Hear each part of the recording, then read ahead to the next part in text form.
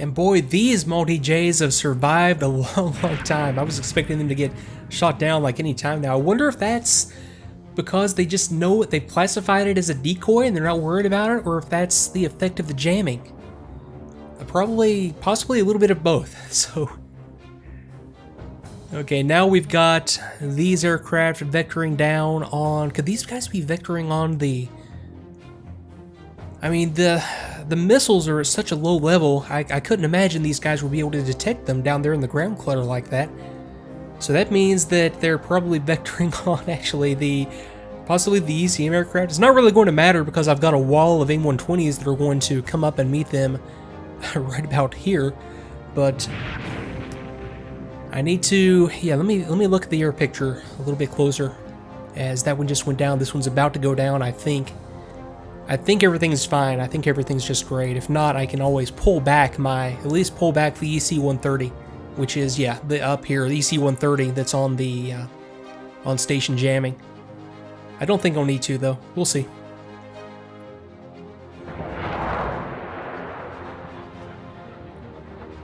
So, boy, this guy survived. I'll tell you what.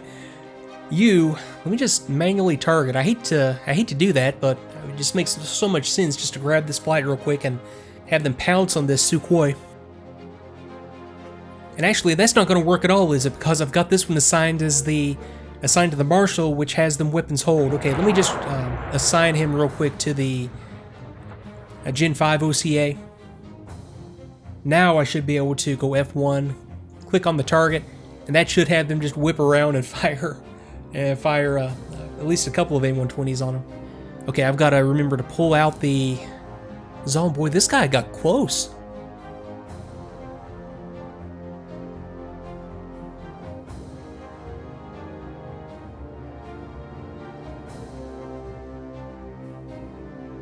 And boy, this is the luckiest flanker in the world at this point. Well, if he gets in there close enough to take out some of my assets, like the ECM aircraft, he's earned it at this point. I don't know how many missiles this guy has dodged.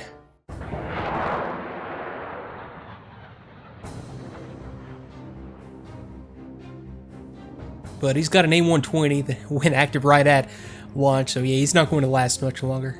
He can't, surely.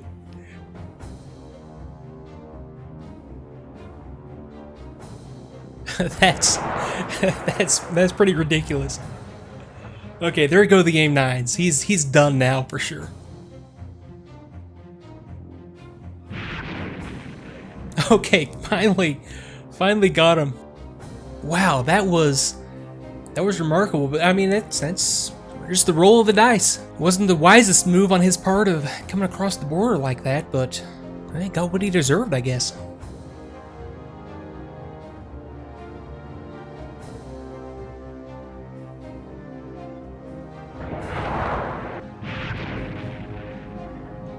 Okay, and that's what I was waiting for. These guys are down to 0 AIM-120s. These were the multi-J shooters who got assigned there at the last minute to the OCA. I'm just going to have these guys RTB just to clear the board and to get rid of some of these assets that I don't necessarily need. So that's that. As they just fire the last of their AIM-120s out here on the stragglers. And boy, these jammer Maldives are awesome. These guys have already gone on station. If I'd have been thinking, I think next time, if I have this do-over, I'll have these guys, if the jammers survive, I would want them like right here. It might not actually do any good at all having them back here because all the emitters are looking out here this direction and aren't really going to be deceived by anything that's back here in this direction. That's just not where their dishes are pointing. Therefore, anything jamming from back here isn't really going to do any good. I'm sure it'll do something, but it's not ideal. Ideally, I would have them right here.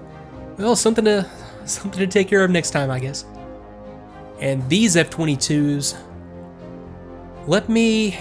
this was just the 2 ship, so yeah, let me go ahead and just have them RTB. I've still got 8 F-22s up here, just doing what F-22s in a support role do. They still have their sensors. They're still going to have their radar if I happen to lose my AWACS for some reason. They have the ELINT capability to be able to classify targets, and yeah, they're just they're worth keeping around for later, just as a last ditch air-to-air platform as well. They still have their AIM-9Xs. Okay, and now my seed assets are right here and right here. Now this is working out. It's working out okay. Here's the range of their AGM-88s, so they still have a little ways to go. They still need to get up to right about here before they can launch their AGM-88s just on...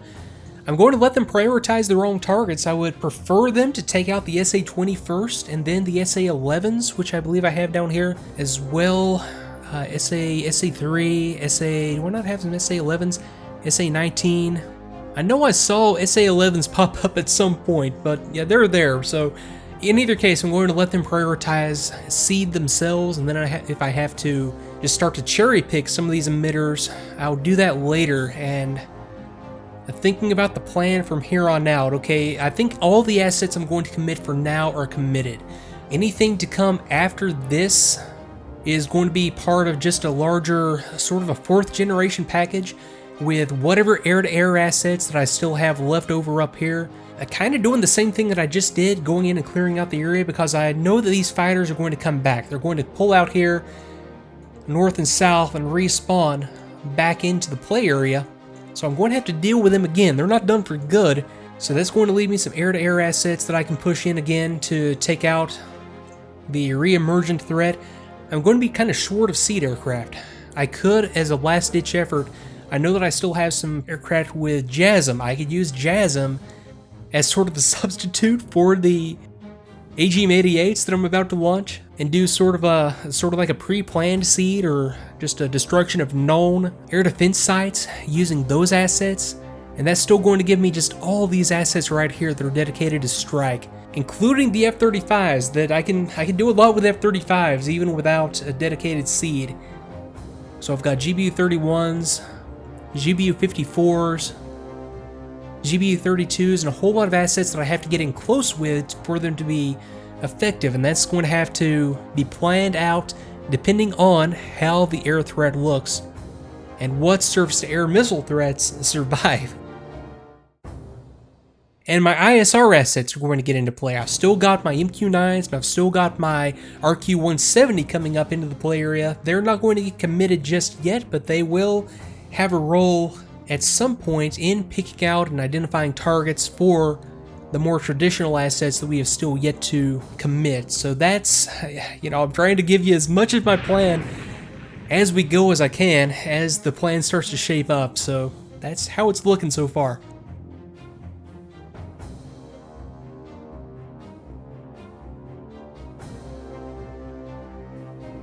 I'm just throwing down some points up here, a little bit north of the container, just for ISR. I'm going to try to push an RQ-170 up here, see how long it survives. So I'll just call this one ISR track. I'll move it around if I need to. I'll just leave it as a support mission.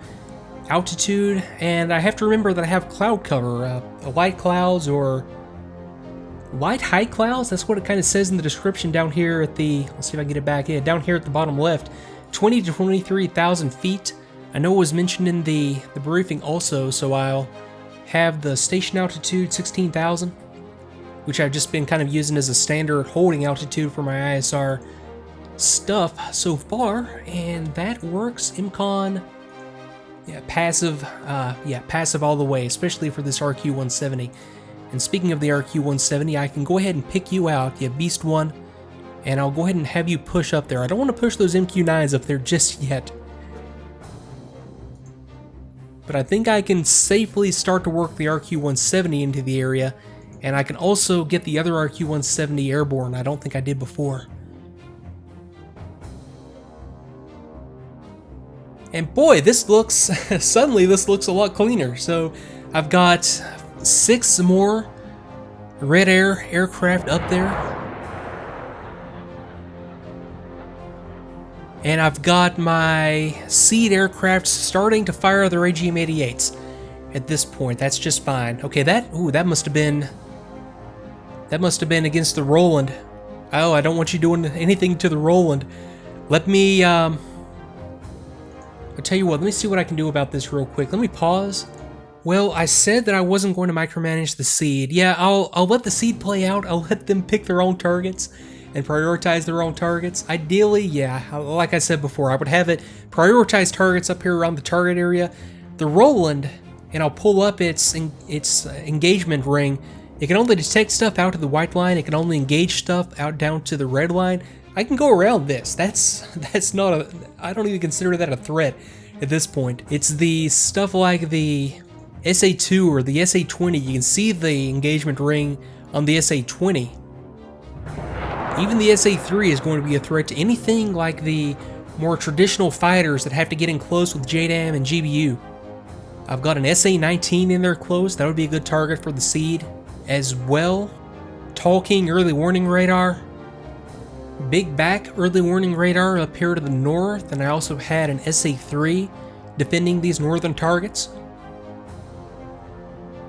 And did I forget? Yeah, I knew I was going to forget it. I forgot to commit my 2 ship of F-18s with harms to the Seed. It's no big deal. There's no harm in having, so to speak, having the separation between them like that. So let me go ahead and put them on Seed. And that's fine. And that was all that I wanted to do, right? Although well, no, I don't want to worry about pulling. Well, I could have these guys stand in, couldn't I? Let me do that since there's not much of an air threat. Let me create a mission up here. Just call this like stand-in ECM.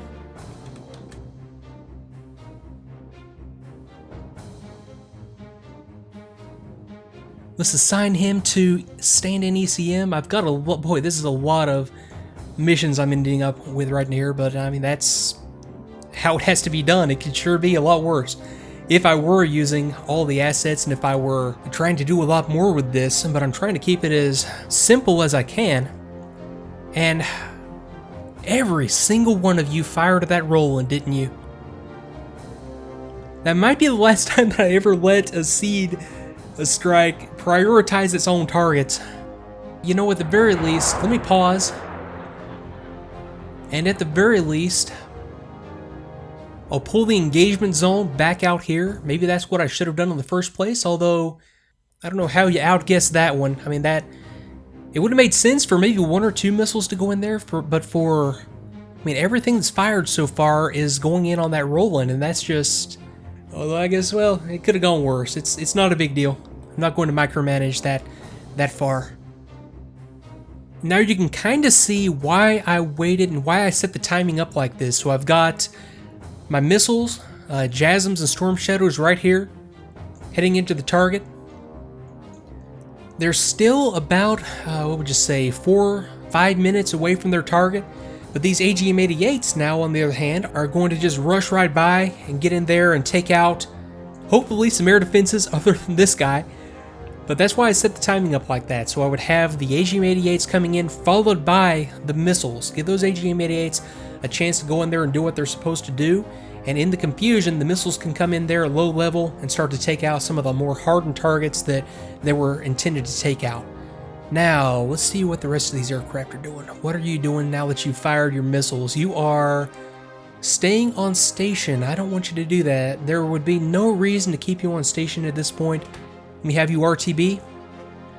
You guys are out of harms. Let me have you RTB as well. I could have them go up here and try to mix it up with these flankers, but no, that would just be silly because I'm not worried about the air threat at this point, because the worst they can do to me is shoot down some of these missiles. I would rather they didn't, but I mean, there are worse things they could be doing.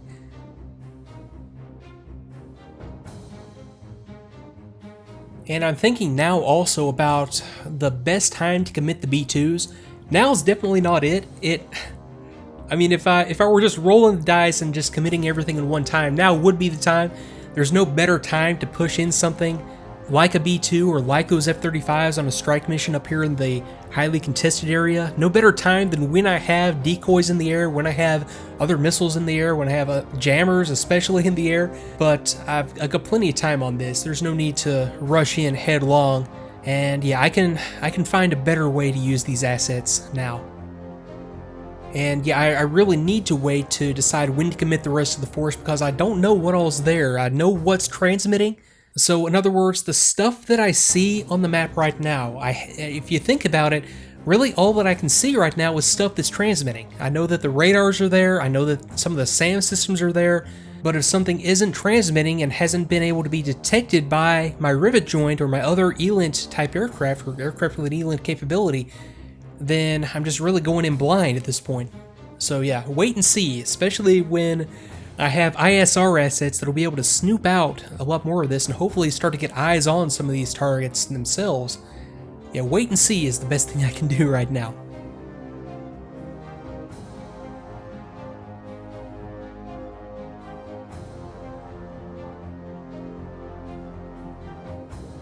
Okay, it took me a while to figure out where those missiles were coming from. I knew I was hearing the launches, but yeah, they're off of the jammers that I assigned to the ECM mission up here. It didn't even occur to me to do anything with the doctrine when it came to dealing with the air threats, but yeah, that's perfect to have them go ahead and dump their missiles on these remaining air targets. That's exactly right. That's exactly what I would want them to do, even though it was kind of unintentional. I just wanted them up there jamming. And I also renamed the seed marshal area to a bomber marshal area. So I've got my B2. I think I got my B2 now, and now all of a sudden right click is working again. But I've got my B2 and my B52 that are going to come up here and hold, and that'll just give me a little bit more organization when it comes to what is where. And some of this stuff is bound to be getting a little bit low on fuel at this point. I'm surprised nothing has broke off and gone for the tanker yet. So yeah, the ones that I would expect to break off first, F-16s, they're down to about 3/4. F-18s are at about 80%. Typhoons are getting down there, but nothing is really critical at all. You're about 2/3. The Hoosiers, F-15s are just fine. Yeah, F-22s are still doing good. Yeah, everything is still fine when it comes to fuel. And that was an Adder, AA-12 Adder hit against an AGM-88. Boy, that's a heck of a missile right there. And yeah, this is the big salvo of A-120s. They were fired at absolute long range, so these might not even have a chance of hitting. If these guys turn and fly in the opposite direction even a little, these A-120s aren't going to have much of a chance, but no big deal. Like I said, I'm still not worried at all about the air threat. And you can see the AGM-88s have really caught up with the other types of missiles, just like I was planning. That was actually about right. That's perfect. That's exactly how I wanted the timing to go. Except, yeah, I wanted some more of these against the targets up here, especially.